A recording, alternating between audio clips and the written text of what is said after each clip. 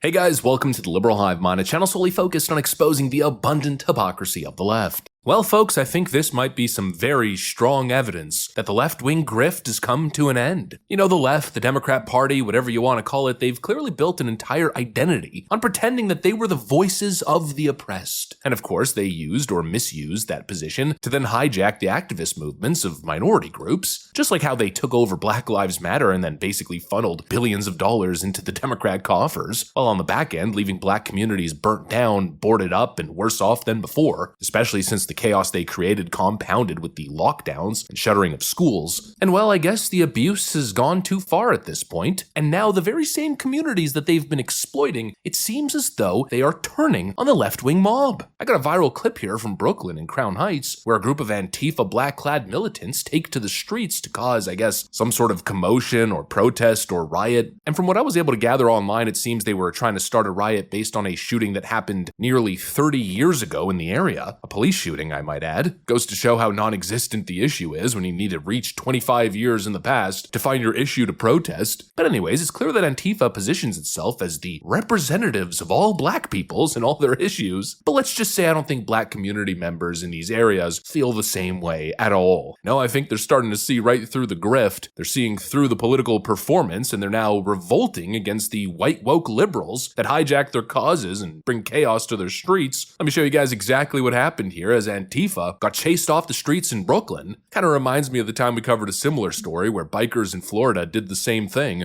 I guess that's one thing that biker gangs in inner city communities have in common. They both freaking hate Antifa. Let me show you guys exactly what's going on. We got some stuff to get into, so let's roll the tape. Alright folks, so I laid down the context in the intro. Now take a look at this clip from Crown Heights, because it says it all. Get out of here!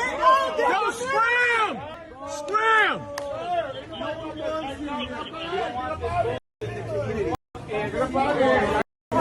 Scram! Fuck Antifa! Fuck Antifa! See what I'm saying? What are we talking about? Get out.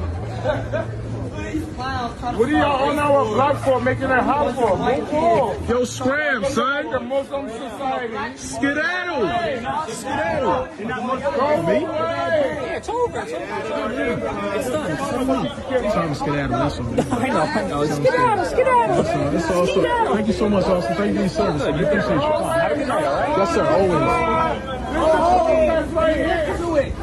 So there's some protest right here. We want y'all off the block. Let's go. Let's go. Clear it out. Get in your car. Let's go. Good night.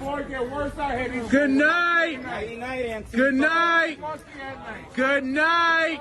Goodbye. Thank you for coming out. God bless. Good night.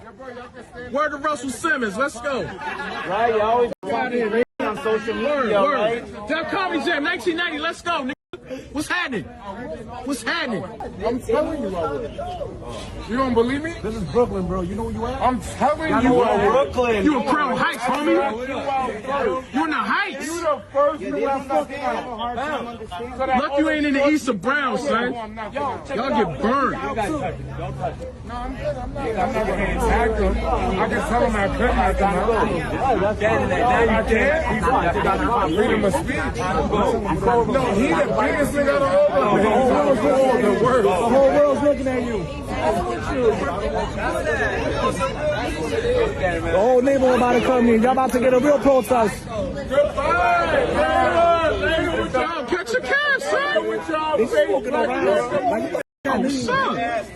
They just stay there around and stay with that else. No, because they want us to put our hands on them. Y'all just walk around like Spider-Man shit. Your face covered in all that. What's happening?